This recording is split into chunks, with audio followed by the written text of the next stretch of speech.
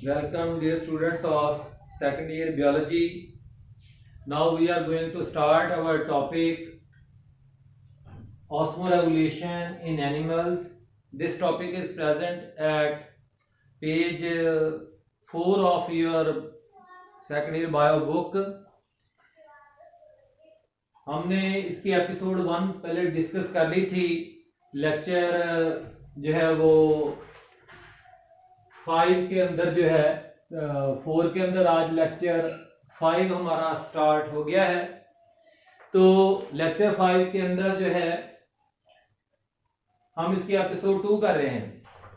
तो एपिसोड 1 के अंदर बेटा जी हमने जो है वो ऑस्मो कन्फॉर्मर्स और ऑस्मो रेगुलेटर्स, उसके अलावा जो है वो मैरीन इन्वायरमेंट में पाए जाने वाले जो एनिमल्स हैं वो किस तरह से जो है वो अपनी जो है ना वो ऑस्मो रेगुलेशन करते हैं हाइपरटोनिक इन्वायरमेंट में, ख़ास तौर पर क्योंकि मैरीन इन्वायरमेंट एक हाइपरटोनिक इन्वायरमेंट है.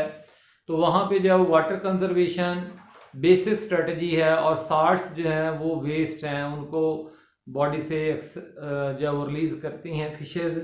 तो वो कल हमने उनके अडॉप्टेशंस पिछले लेक्चर में पढ़ ली थी. अब जो है वो हमारा इसी ऑस्मो रेगुलेशन का एपिसोड 2 जो है वो फ्रेश वाटर एनिमल्स यानी फ्रेश वाटर एनवायरनमेंट. मैंने ज़रा डिटेल में लिख दिया fresh water environment. Fresh water में पाए जाने वाले जो एनिमल्स हैं वो क्या करते हैं.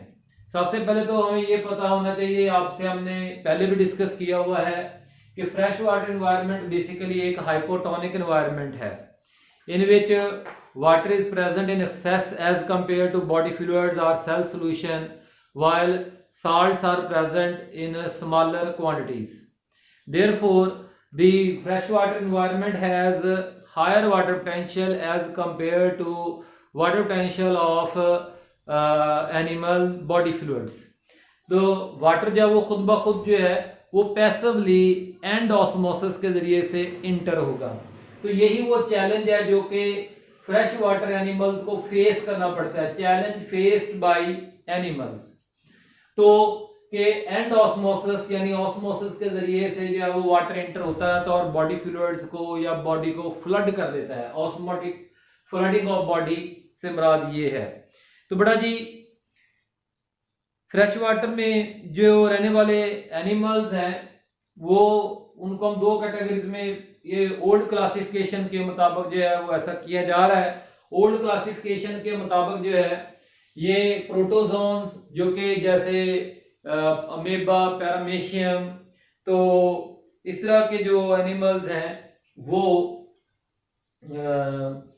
अमेबा, पैरामेशियम वगैरह जो है पंप्स आउट. वो कैसे फिर करते हैं जो एक्स्ट्रा वाटर उनके सेल्स के अंदर इंटर हो रहा है तो दे यूज कॉन्ट्रैक्टाइल वैक्यूल्स. वो अपनी, आपको याद होगा फर्स्ट ईयर चैप्टर 12 के अंदर हमने जो है वो अमेबा के अंदर फूड वैक्यूल फॉर्मेशन का तरीकाकार पढ़ा था. तो जरूरी नहीं है कि फूड के लिए ही फूड वैक्यूल बनाया जाए. अमेबा जो वैसे ही फ्रिक्वेंटली जो है वो क्या करता रहता है, छोटे छोटे वैक्यूल बनाता रहता है. वो वैक्यूल साइटोप्लाज्म में इंटर हो जाते हैं. फिर उन साइटोप्लाज्म में जो वैक्यूल्स इंटर बन जाते हैं उनको पानी से वो भर लेता है. मैं जरा आपको एक डायग्राम से ये बात एक्सप्लेन करता हूं. कुछ इस तरह से मिसाल के तौर पर ये एक अमीबा है, ये उसका न्यूक्लियस. इसने क्या किया, एक छोटा सा वैक्यूल बना लिया है एन, और ये क्या वी फॉर वैक्यूल. फिर अगले मरहले में क्या करता है, N for nucleus, V for vacuole. अगले मरहले में ये इस वैक्यूल को साइज में बड़ा कर लिया. वैक्यूल साइज में बड़ा हो गया. क्या हो गया, साइटोप्लाज्म से पानी जो है वो अंदर एक्टिवली स्टोर कर लिया जाता है और फिर अगले मरहले में इस वैक्यूल को जो प्लाज्मा ब्रेन के साथ जोड़कर पानी को जो है वो बाहर खारिज कर दिया जाता है इस तरह से. तो ये कंट्रैक्टाइल वैक्यूल जो हैं क्योंकि ये पैदा होते हैं, फैलते हैं, फिर सुकड़ते रहते हैं, तो इसलिए इनको कंट्रैक्टाइल वैक्यूल का नाम दिया जाता है. तो many fresh water animals include. उसके बाद आ गई है कौन सी, फ्रेश वाटर एनिमल्स के अंदर दूसरे जो एनिमल्स हैं प्रोटोजोन्स के अलावा, चलिए प्रोटोजोन जो है वो तो कंट्रैक्टाइल वैक्यूल के जरिए से ऑस्मो रेगुलेशन करते हैं, यानी वाटर वेस्ट को जो है एक्सेस वाटर को बाहर निकालते हैं। लेकिन उसी में रहने वाले जो फिशेज हैं वो क्या करती हैं, तो उनकी अडाप्टेशंस कुछ यूं है कि they produce a large volume of dilute urines, ये फ्रीक्वेंटली यूरिनेशन करती हैं, यानी पेशाब बार बार खारिज करती हैं, और उस पेशाब का जो वॉल्यूम बहुत ज्यादा मकदार में वे करती हैं और वो डाइल्यूट होगा। तो इस तरह से ज्यादा जब वो वाटर लॉस हो जाएगा with little loss of salts. These salts are compensated by drinking and eating salty foods. Eating salty foods जो है उनको ईट करके जो है वो कवर कर लेते हैं। उसके अलावा जो है फ्रेश वाटर फिशेस जो हैं वो क्या करते हैं, साल्ट्स की कंपनसेशन को पूरा करने के लिए अपनी स्किन और अपने गिल्स के जरिए से एक्टिवली अपटेक कर लेते हैं सराउंडिंग वाटर से। अब बेटा जी जो है अगला एनवायरनमेंट कौन है, terrestrial environment, land environment. Terrestrial environment, land environment जो है इसके अंदर जो है वो क्या करते हैं, ठीक है ना जी। इस ट्रस्टियल एनवायरनमेंट में जाहिर बात है एनिमल्स हैं तो जो रहते हैं वो उनको सबसे बड़ा चैलेंज क्या है, वाटर की कमी का है, क्योंकि एवेपोरेशन से एक उनको वैसे पानी कम है उनके पास, वो लैंड एनवायरनमेंट में ड्राई एनवायरनमेंट में रह रहे हैं, और दूसरा जो है वो एवेपोरेशन हो रही है, चाहे वो ट्रांसपरेशन के जरिए से हो रही है यानी प्लांट्स के अंदर, चाहे वो प्रेस्परेशन की सूरत में हो रही है एनिमल्स के अंदर जो है। तो उस एवेपोरेटिव लॉस से जो है वो उनको सबसे बड़ा जो चैलेंज फेस करना पड़ रहा होता है ट्रस्टियल या लैंड एनवायरनमेंट में, वो डिहाइड्रेशन है। क्या है, डिहाइड्रेशन।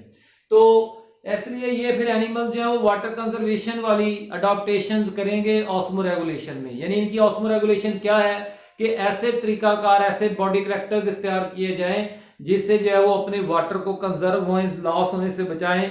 तो सबसे बड़ा जो इनके अंदर है जी अडॉप्ट सक्सेस, पहले तो नंबर 1 पे कौन कौन से एनिमल्स हैं जिन्होंने लैंड एनवायरनमेंट में, तो जो है आर्थ्रोपोड्स, इनवर्टिब्रेट्स में से आर्थ्रोपोड्स और बाकी तमाम वर्टिब्रेट्स जो हैं वो उन्होंने बड़ी सक्सेसफुली जो है वो लैंड एनवायरनमेंट में को अडॉप्ट किया हुआ है। और उसकी कुछ रीजंस हैं, इनकी जो बॉडी सरफेस है वो कवर्ड होती है डिफरेंट किस्म के लेयर्स के जरिए से, ताकि जो है वो उस बॉडी सरफेस से जो वाटर खुद ब खुद जो है जो लॉस होके जा सकता है उसको रोका जा सके।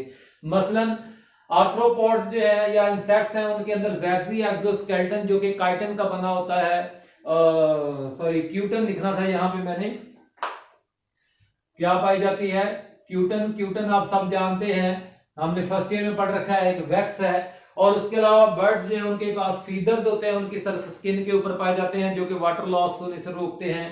तो इस तरह से जो है रेप्टाइल्स हैं, रेप्टाइल जैसे स्नेक है, लिजर्ड है, और कुछ बर्ड्स भी हैं कि उनकी जो स्किन होती है ना वो स्केली होती है, उसके ऊपर कैराटिन प्रोटीन की एक स्केली लेयर बन जाती है।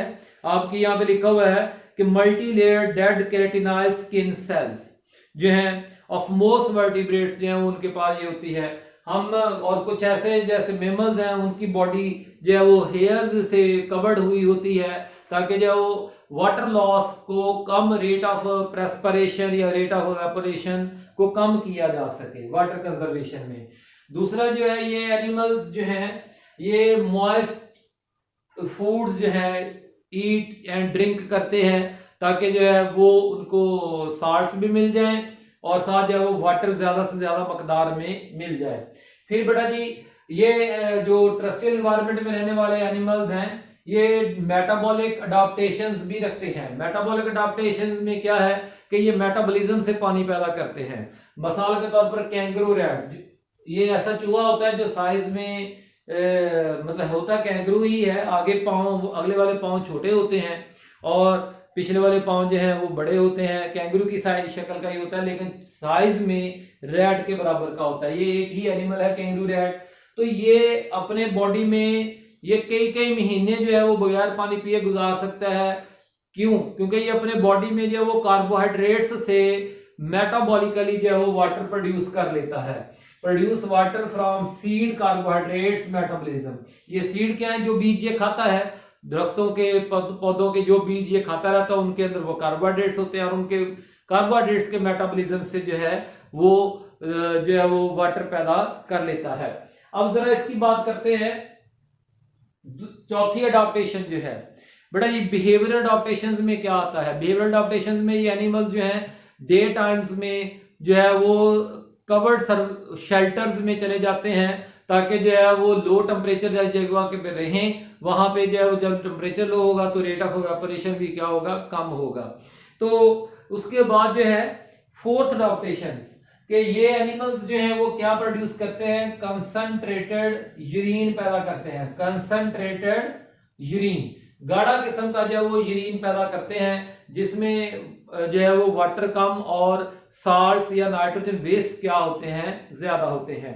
तो ये बेटा जी इन एनिमल्स का है। और आखिर में वेरी वेरी इंपॉर्टेंट पेपरों में आने वाली definition anhydrobiosis, very very important. Anhydrobiosis की डेफिनेशन क्या है, terrestrial animals can tolerate dehydration. Terrestrial animals can tolerate dehydration and it differs in various animals. ये मुख्तलिफ एनिमल्स में मुख्तलिफ होती है, कोई कितना टॉलरेट करता है, कोई किस तरह से और कितना, और कोई किसी का मैकेनिज्म ऑफ टॉलरेट डिहाइड्रेशन को टॉलरेट करने का डिफरेंट है सबका।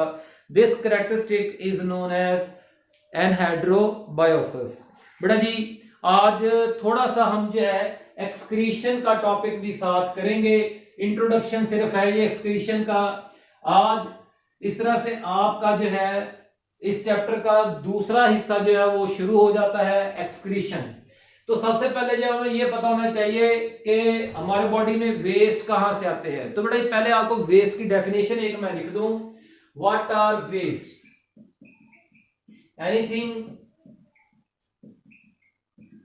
which is discarded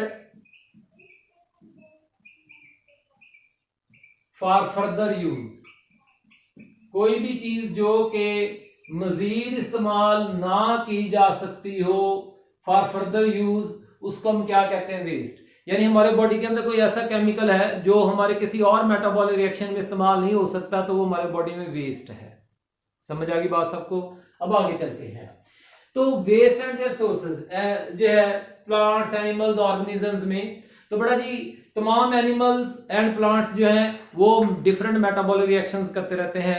metabolism of carbohydrates, metabolism of lipids, इनके दौरान जो वेस्ट पैदा होते हैं वो carbon dioxide and water. Waste and their sources, carbon dioxide waste और वाटर वेस्ट का सोर्स कौन है, कार्बोहाइड्रेट्स और लिपिड का मेटाबॉलिज्म जो है। उसके बाद जो प्रोटीन और न्यूक्लियोप्रोटीन का जो वेस्ट है उनका मेटाबॉलिज्म से जो वेस्ट पैदा होते हैं वो नाइट्रोजन वेस्ट हैं। Different forms of nitrogen waste, ammonia, urea, uric acid, ठीक है ना जी, क्रिएटिनिन वगैरह वगैरह, वो हम डिस्कस करेंगे इन फ्यूचर। अब ये अगले 2-4 लेक्चर्स में यही कुछ होना है। तो बेटा जी बात ये है कि नाइट्रोजन वेस्ट जो है इनका एलिमिनेशन होना बहुत जरूरी है। आपकी किताब में जो है वो पेज 6 के ऊपर जो है वो लिखा हुआ है क्या जी कि the waste nitrogen proves toxic if it is concentrated in the cell. अगर ये सेल में जमा हो गई नाइट्रोजन तो ये आपके लिए क्या हमारे सेल्स के लिए टॉक्सिक हो जाएगी, ये हमारे मेटाबॉलिक रिएक्शंस को डिस्टर्ब करना शुरू कर देगी। It must be removed from the body.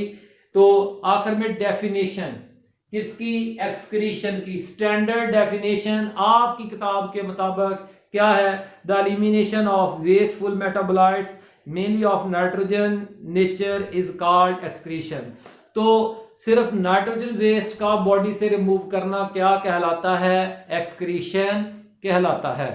अब जो है आखिरी पॉइंट बेटा जी एक्सक्रीशन इन प्लांट्स। इसके अंदर 3 पॉइंट्स डिस्कस किए गए हैं कि प्लांट्स के अंदर वेस्ट कौन होते हैं।